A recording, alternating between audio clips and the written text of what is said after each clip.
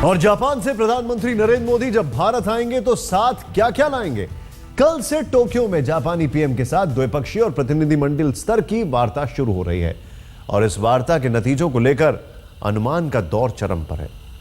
एटमी करार, bullet train, US-2 plane के से लेकर मैन्युफैक्चरिंग हब, तमाम अटकलें तेज हैं।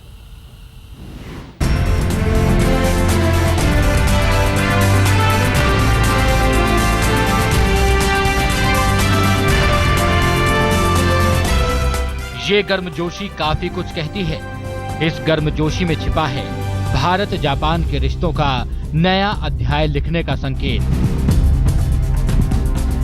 जिस तरह से प्रोटोकॉल को दरकिनार कर भारतीय पीएम का स्वागत करने जापानी पीएम शिंजो आबे क्योटो पहुंचे, उससे ये उम्मीद बढ़ी है कि मोदी जब जापान से लौटेंगे तो उनकी झोली खाली नहीं रहेगी।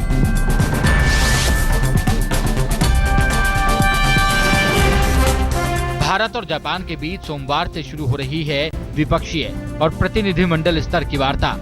पक्के आसार हैं कि इस वार्ता में जापान से भारत को एम्फीबियस प्लेन US-2 का तोहफा मिल सकता है। अगर ये डील होती है तो भारतीय नौसेना को नई संजीवनी मिलेगी। न सिर्फ हिंद महासागर की निगरानी मजबूत होगी, बल्कि जवानों को एक जगह से दूसरी जगह पर आसानी से ले जाने में मदद मिलेगी। एम्फीबियस प्लेन US-2 की खासियत यह है कि ये समंदर में उतर सकता है और वहां से उड़ान भर सकता है। इसकी गिनती बेहतरीन सर्च एंड रेस्क्यू एयरक्राफ्ट में होती है। US-2 550 किलोमीटर प्रति घंटे की रफ्तार से उड़ सकता है। 47 टन वजनी ये प्लेन 280 मीटर की मामूली दूरी में भी टेक ऑफ कर सकता है।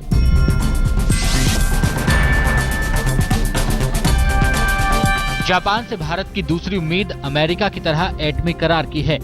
2008 में अमेरिका से जो करार हुआ था, उसके तहत अमेरिकी कंपनियों को भारत को परमाणु ईंधन, तकनीक और संयंत्र बेचने की छूट है। हालांकि जापान के साथ एटमी करार को लेकर अभी कुछ अड़चनें बाकी हैं। भारत ने परमाणु अप्रसार संधि पर दस्तखत नहीं किए हैं, जबकि जापान स्पष्ट गारंटी चाहता है।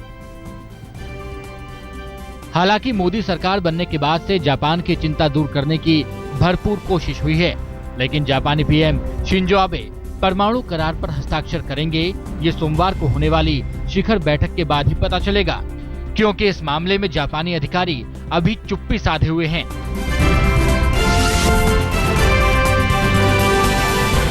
एक लंबे अरसे के बाद देश अनुभव करेगा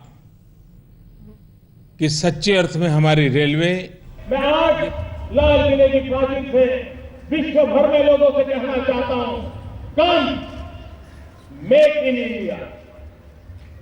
आइए हिंदुस्तान में निर्माण कीजिए।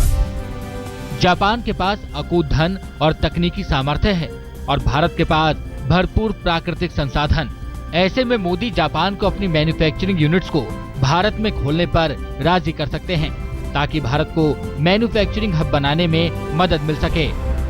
प्रधानमंत्री नरेंद्र मोदी और उनकी टीम के लिए बड़ी चुनौती अगले पड़ाव में है, टोक्यो में, जहां न सिर्फ उनकी कोशिश होगी भारत में निवेश के लिए जापान को राजी करना, बल्कि भारत और जापान के बीच एक मजबूत सामरिक रिश्ता कैसे बने, इसका भी प्रयास करना। आगाज अच्छा है, उम्मीदें अपार हैं। पीएम मोदी और भारत के लिए अगले 3 दिन बेहद अहम हैं। गौरव सावंत, टोक्यो, आज तक। जरा सोचिए, जापान के प्रधानमंत्री ट्वीट करते हैं कि मोदी के साथ उनका वक्त कैसे बीता और मोदी उसको रीट्वीट करते हैं।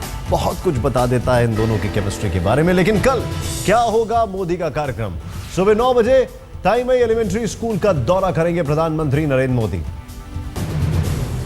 सुबह 11:50 पर Japan chamber of commerce and industries में संबोधन है, उद्योगपतियों से मुलाकात। 1:35 पर जापान के परिवहन और पर्यटन मंत्री से मिलेंगे। दोपहर 2 बजे जापान के रक्षा मंत्री पीएम मोदी से मिलेंगे।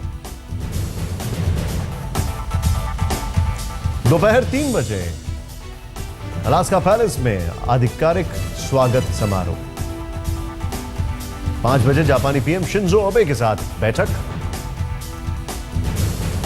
5:35 पर प्रतिनिधिमंडल स्तर की वार्ता। 6:30 बजे साझा प्रेस कॉन्फ्रेंस और 7 बजे जापान के पीएम डिनर की मेजबानी करेंगे।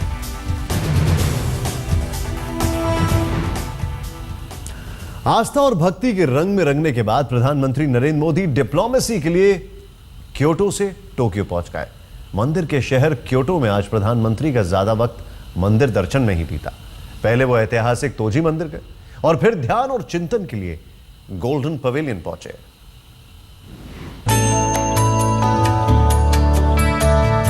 शांति और सौहार्द के साथ सफर की शुरुआत, इससे अच्छा नमो मंत्र भला और क्या हो सकता है। मंदिर और मठों के शहर क्योटो से जापान दौरे का आगाज करने वाले पीएम नरेंद्र मोदी रविवार सुबह सबसे पहले तोजी मंदिर पहुंचे। मेरी जापान यात्रा में क्योटो आने का मेरे मन में जो मकसद था, उसमें सांस्कृतिक परिवेश महत्वपूर्ण था, क्योंकि हजारों साल पुरानी नगरी और अनेक संकटों के बावजूद भी उसने अपनी सांस्कृतिक विरासत को बचाए रखा है, बनाए रखा है। 8 सदी पुराना तोजी बौद्ध मंदिर यूनेस्को वर्ल्ड हेरिटेज साइट्स में से एक है। प्रधानमंत्री यहाँ करीब आधे घंटे तक रहे। मंदिर के प्रमुख बौद्ध भिक्षु मोरी ने प्रधानमंत्री को 5 मंजिला मुख्य पैगोडा मंदिर में घुमाया। 57 मीटर ऊंचा ये मंदिर जापान का सबसे ऊंचा पैगोडा है। इस मौके पर बड़ी तादाद में लोग हाथों में तिरंगा लिए खड़े थे। तोजी मंदिर के बाद मोदी किंकाकुजी बौद्ध मंदिर पहुंचे। साथ में था लंबा चौड़ा दल। यहाँ पीएम ने कुछ देर ध्यान स्वरूप एकांत में भी बिताए। शायद संदेश यही था कि सफर का श्री गणेश सही तरीके से हो। किंकाकुजी मंदिर की भव्यता का अक्स मोदी के चेहरे पर साफ नजर आ रहा था। किंकाकुजी बौद्ध मंदिर में भारत के प्रधानमंत्री को करीब से देखने के लिए बड़ी तादाद में स्थानीय लोग भी पहुंचे थे। दुनिया के सबसे बड़े लोकतंत्र के पीएम को अपने बीच पाकर जनता मानो दीवानी हुई जा रही थी। हर कोई यही कह रहा था कि अब की बार मोदी आए हैं, अगली बार हम भी भारत जाना चाहते हैं। क्योटो के मंदिर में क्योटो के लोगों के बीच मोदी का मन भी बाल सुलभ हो चला। प्यार से एक मासूम बच्चे का कान खींचते पीएम मोदी की ये तस्वीर लंबे समय तक हर किसी को गुदगुदाने वाली है।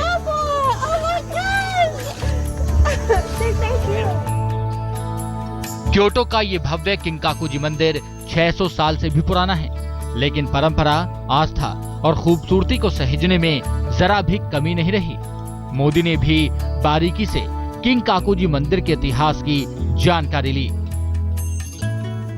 सफर का आगाज श्रद्धा और आस्था के साथ हुआ है।